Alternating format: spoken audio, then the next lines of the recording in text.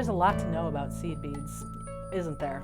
I know, you thought they were just these little tiny beads and they're pretty until you picked them up, and then you found out that there were all these crazy sizes and all these crazy finishes and all these crazy shapes, and there were Czech and there were Japanese and there's Chinese and there's Taiwanese and there's blah, blah, blah, blah, blah. Yeah, I know. I've spent the last 13 years of my life learning about this. So right this second, what I want to talk to you about and help you learn about is seed bead sizes. And seed bead sizes literally range everything from a size 22 bead, which is the teeniest, tiniest thing you can possibly imagine, and you can't even figure out how they would get thread through the hole. That's generally an antique bead that they used to use for embroidery on pieces of jewelry and on clothing.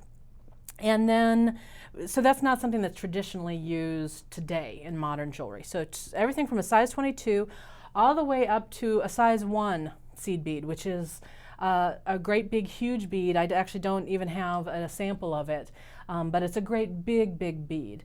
So, and then every size between there, between 22 and 1, there's another seed bead size in there.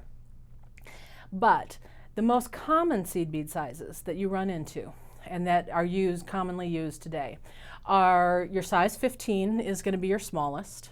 Your size 11 is going to be the most common.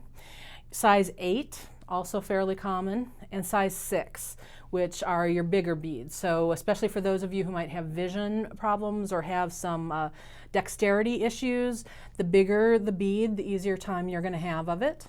The smaller beads are for those who like a lot of detail work. I happen to adore little tiny beads, so I love to work with the 15s quite a bit because you can get a lot of detail in a very small amount of space. So those are the main ones. You'll oftentimes hear about Czech size 10 beads also. So you can find Czech size 10s and Czech size 11s. There's a very small amount of difference between those two. I'm going to show you some sample here that I've made. These were all made with Japanese seed beads. So let me show you what these are. I used all the same brand here and all the same color. So this is a size 15, size 11, size 8, and size 6. And each one of these swatches is made with the same number of beads across and the same number of rows high. So the only difference in the sizing here is in the actual size of the bead itself. So 11s are definitely the most common. You can find the broadest selection in color in the 11s also. And closely followed by size 8s. Size 8s you probably can find about maybe 75% of the same amount of color selection in the 8s. They work well together. Size 6s are kind of more used as accent beads in general because they are so much bigger that if you make an entire piece in size 6s, it tends to be a fairly substantial piece.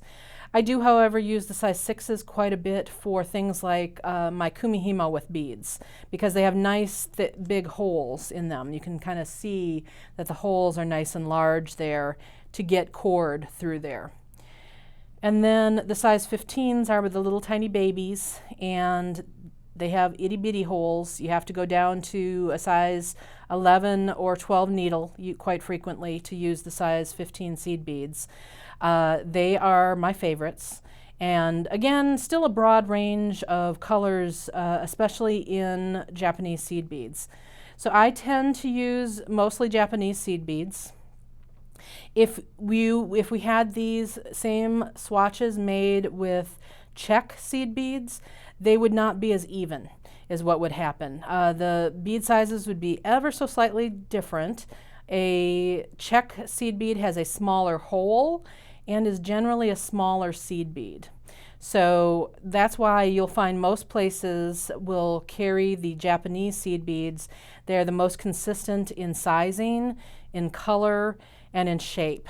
So that's why we tend to go towards the Japanese seed beads. Now what I suggest you don't use, and I hate to put restrictions on people because you want to use what you want to use, right? But I have seen, especially kind of in the craft stores, Brands called like Forward seed beads. They're ones that are either made in Taiwan or China. There's another brand that's made in China. The quality is so bad, really. The sizing of the beads is all over the place. You can have one bead be super, super skinny and the next bead be 5 times the width. You just can't use those. And even in Japanese seed beads, you have to cull out some for size differential. So you always want to get rid of the biggest, fattest ones if they are going to throw off your piece, to make your piece as uniform and beautiful as possible.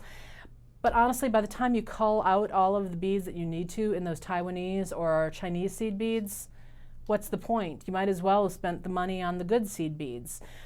You know, very rarely will you run into a seed bead that's super expensive.